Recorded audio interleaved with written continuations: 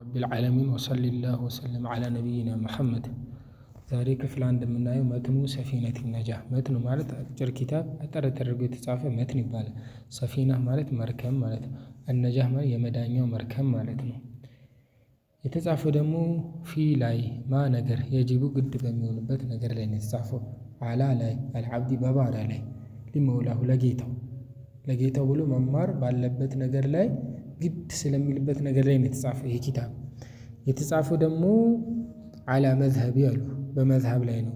አልኢማሚ ኢማም አሻፊዒ ሻፊዒ ረዲየላሁ ዐንሁ አላህ መልካም ስራቸውን ይውደድላቸው። እና መዝሀብ እንደሚታወቀው የሚታወቁ አራት መዝሀቦች አሉ። ኢማሙ ሻፊዒ፣ ኢማሙ ማሊኪ፣ አቡ ሐኒፋ እና ኢማሙ አሕመድ ናቸው። እና እነኚህ ምንድነው የነሱ በጣም ትልቅ ኢማም ዓሊም ስለሆኑ የነሱ አመለካከት ላይ ተንተርሶ ነው የጻፉት። ሼኽየው ፊቅሂ ማለት እንደሚታወቀው ግንዛቤ ማለት ነው። ለዛ ነው የፊቅህ ኪታብ ነው።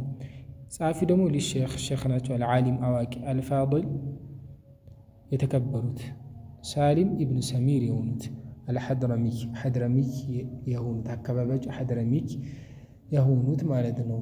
አረቦች በባህሪያቸው በሀገራቸው ስም መሰያየም ይወዳሉ። ልክ ቡኻራ የምትባል ቦታ ላይ ስለተወለደ ቡኻሪ የሚለውን ስም እንደሰጡት ማለት ስሙ ግን ሌላ ነው። ልክ ይህም ደግሞ ሐድረመውት የሚባል ቦታ የመን አካባቢ የምትባል ቦታ ላይ ስለተወለደ ሐድረሚክ አሉት ማለት ነው። እሺ በመቀጠልም መን አሉ ሸኽየው መን ሰው ዩሪድ የፈለገለት አላህ የፈለገለት ቢሂ በሱ ኸይረን መልካምን ኸይርን የፈለገለት ዩፈቂሁ ያስገነዝበዋል ፊ ላይ አዲኒ በእምነቱ ላይ ግንዛቤን ይሰጠዋል ማለት ነው አሉ። ይሄ ሐዲስ ነው። ይሄ በጥቅሉ ሙሉ ሐዲስ ነው። ግን ሸኽየው ቆረጥ አድርገው ነው ያመጡትና አላህ መልካምን የፈለገለት ሰው ዲኑ ላይ ግንዛቤ ይሰጠዋል አሉ። ግንዛቤ ማለት ምን ማለት ነው ከተባለ ሐዲስና ቁርአን መረዳት ማለት ነው። ፊቅህ ማለት ከሐዲስና ከቁርአን የተወጣጣ ንግግር ማለት ነው እንጂ ራሱ ሐዲስና ቁርአን ማለት አይደለም። ቢስሚላህ በአላህ ስም እጀምራለሁ። አርራህማኒ አዛኝ በሆኑ አርራሂም እጅግ በጣም አዛኝ በሆኑ። አርራህማንና አርራሂም ትርጉማቸው አንድ ነው፣ ግን ምንድነው ትንሽ ለውጥ አላቸው። አርራህማን አዛኝ ማለት ነው። አርራሂም እጅግ በጣም አዛኝ ማለት ነው።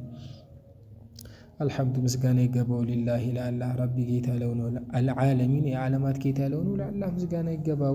ወቢሂ በሱ ነስተዒኑ እንታገዛለን አሉ ሸኽየው። እገዛን እንፈልጋለን። አላ ላይ ኡሙሪ ጉዳዮች ላይ አዱንያ በዱንያ ወዲን በዲን ጉዳዮች ላይ በሱ ከሱ እገዛን እንፈልጋለን አሉ። ወሰላ ሰላዋትን አወረደ አላህ ወሰለመ ሰላምንም አወረደ አሉ። ያውርድ ማለት ነው የሚፈለግበት፣ ግን አወረደ ነው ቃሉ፣ ግን ያውርድ ማለት ነው የሚፈለግበት። አላህ ሰላዋትን ያውርድ ማለት ምን ማለት ነው ከተባለ አላህ መላእክቶችን ይሰበስባቸውና ስለ አንድ ሰው መልካምነት ውዳሴን ካወረደ አላህ ሰላዋትን አወረደ ማለት። ሰላዋት ማለት ውዳሴ ማለት ነው። ለምሳሌ መልእክተኛው ላይ አላህ ውዳሴን አወረደ ማለት መላእክቶችን ይሰበስባቸውና ስለ መልእክተኛው አለይሂ ሰላቱ ወሰላም መልካም ንግግርን ይነግራቸዋል። መላእክቶችም ደግሞ ሰላዋት ያወርዳሉ። ኢነላህ ወመላኢከተሁ ዩሰሉነ ዐለ ነቢይ ያ አዩሀ ለዚነ አመኑ ሰሉ ዐለይሂ ወሰሊሙ ተስሊማ እንዳለው አላህ ማለት ነው።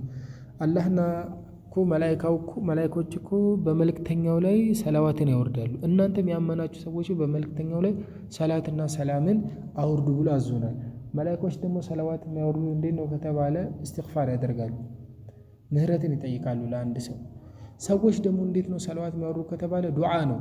ያው አላህዬ አውርድ ብለን ዱዓ ነው የምናደርገው። በዚህ መልኩ በሶስት ይከፍሉታል ሰላዋትን። ወሰለም ሰላምንም አወረደ። ሰላም ማለት አፍያ ማለት በቃ ከሁሉ ነገር ሰላም ያደርጋቸው። ቀብራቸውን አሁን ሞተዋል ሰላም ያደርጋቸው።